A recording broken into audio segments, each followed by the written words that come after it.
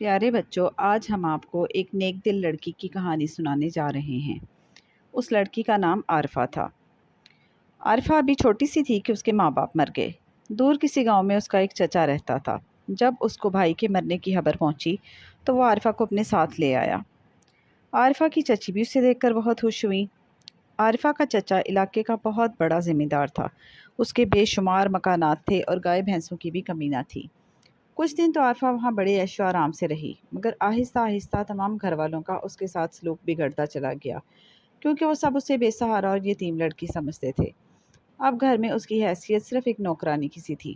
عارفہ سارا دن گھر کے کام کاج کرتی رہتی، مگر چچی ایسی بد مزاج تھی کہ اس کی کسی بات پر کبھی ہوش نہ ہوتی، بلکہ ہر وقت اسے کوستی رہتی اور مار پٹائی کرتی۔ اس سال عارفہ کے چچا کی فصل بہت اچھی ہوئی اور اس نے اس خوشی میں علاقے کے تمام زمینداروں کی شاندار دعوت کرنے کا انتظام کیا۔ تمام لوگ کھانا کھانے میں مصروف تھے کہ اتنے میں باہر کے دروازے پر دستک ہوئی۔ جب ملازمہ نے دروازہ کھولا تو وہاں ایک بدصورت بوڑھی بھکارن کھڑی تھی، جس نے کھانا کھانے اور رات بسر کرنے کے لیے التجا کی۔ ملازمہ کو یہ سن کر بہت غصہ آیا۔ اس نے بڑھیا کو سختی سے ڈانٹ پلائی اور بھاگ جانے کو کہا۔ عارفہ دور کھڑی بھکارن کی یہ درگت بنتے دیکھ رہی تھی۔ اسے بہت ترس آیا۔ اس نے بڑھ کر بڑھیا کو ٹھہر جانے کا کہا اور اپنے حصے کا کھانا اسے کھلا دیا اور رات کو سونے کے لیے اسے اپنے کمرے میں جگہ بھی دے دی۔ صبح ہوتے ہی بڑھیا عارفہ سے کوئی بھی بات کیے بغیر وہاں سے چلی گئی۔ اب ہر روز دوپہر کے وقت جب وہ کھانا کھانے کے لیے بیٹھتی تو اچانک وہ بڑھیا کہیں سے آ جاتی اور کھانا کھانے کے لیے کہتی۔ متواتر 6 دن عارفہ اسے اپنے حصے میں سے کھانا دیتی رہی اور رات سونے کے لیے اپنے کمرے میں جگہ دیتی رہی۔ 7ویں روز جب بڑھیا آئی تو اس کے ہاتھ میں ایک پنجرا تھا، جس میں ایک طوطا بند تھا۔ اس نے آتے ہی کہا کہ آج وہ کھانا نہیں کھائے گی کیونکہ اسے کہیں دور جانا ہے۔ یہ طوطا میں تمہارے حوالے کر رہی ہوں، اس کی اچھی طرح دیکھ بھال کرنا اور اسے کسی قسم کی تکلیف نہ ہونے دینا۔ واپسی پر میں اسے لیتی جاؤں گی۔ عارفہ کو یہ کہہ کر بڑھیا وہاں سے چلی گئی۔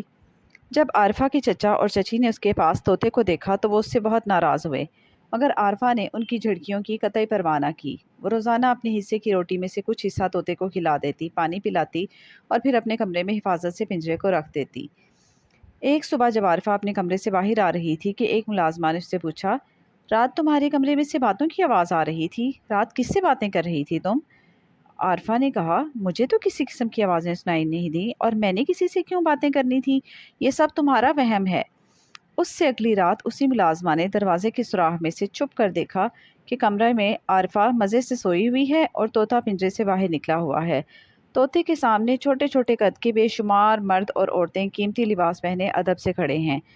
ان میں سے ایک شخص جو دوسروں سے نسبتاً بڑا تھا، طوطے کے سامنے جھک کر کہہ رہا تھا، شہزادے، ہم نے دعوت کے لیے ہر طرح کا انتظام کر دیا ہے، اب ہمارے لیے اور کیا حکم ہے؟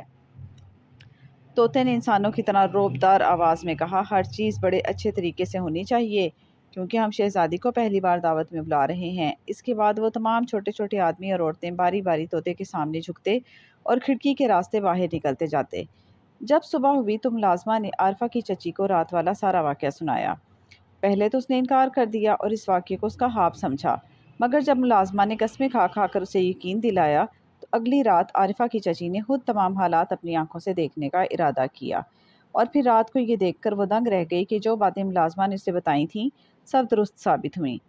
اس نے صبح کو اپنے خاوند کو ان ساری باتوں سے آگاہ کیا۔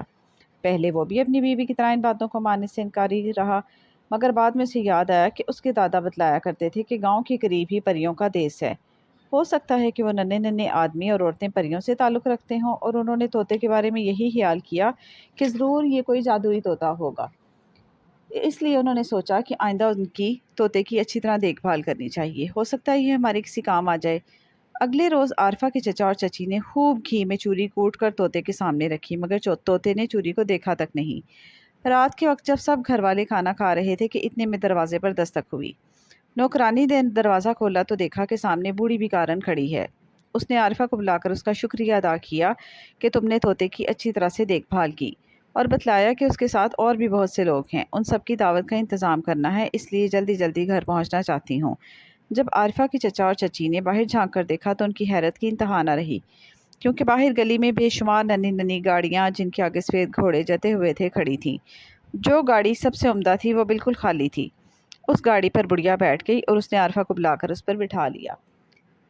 اب بڑھیا نے طوطے کو پنجرے سے نکال کر گاڑی میں اپنے ساتھ بٹھایا تو وہ اسی وقت ایک حسین و جمیل شہزادے میں تبدیل ہو گیا۔ عارفہ نے دیکھا کہ بوڑھی بھی کارن بھی ایک حسین و جمیل شہزادی میں تبدیل ہو گئی ہے۔ دروازے میں سے چھپے یہ سب عارفہ کے چچا اور چچی بھی دیکھ رہے تھے۔ ان کی بھی آنکھیں مارے حیرت کے کھلی کی کھلی رہ گئیں۔ جب گاڑیاں وہاں سے روانہ ہونے لگیں تو بڑھیا نے کہا کہ ہم عارفہ کے حسن سلوک اور رحمدلی سے بہت متاثر ہوئے ہیں اور ہمیں یہ دیکھ کر بہت خوشی ہوئی ہے کہ ابھی دنیا میں خدا ترس لوگ موجود ہیں جو دوسروں کی مدد کرنا جانتے ہیں اور ان کا خیال رکھنا جانتے ہیں۔ اب یہ سارا جلوس ایک بہت عالیشان محل کے سامنے جا کر رکا۔ محل کے اندر ایک بہت بڑی دعوت کا انتظام ہو رہا تھا۔ دعوت کے اختتام پر شہزادے اور شہزادی نے عارفہ کو بے شمار اشرفیاں، ہیرے جواہرات اور دولت دے کر رخصت کیا۔ دوسرے روز جب عارفہ اپنے چچا چچی کے پاس پہنچی تو اسے دیکھ کر بہت خوش ہوئے۔ انہوں نے اسے اپنی زیادتیوں کی معافی مانگی اور سب ہنسی خوشی رہنے لگے، اور ہماری یہ چھوٹی سی کہانی اپنے اختتام کو پہنچی۔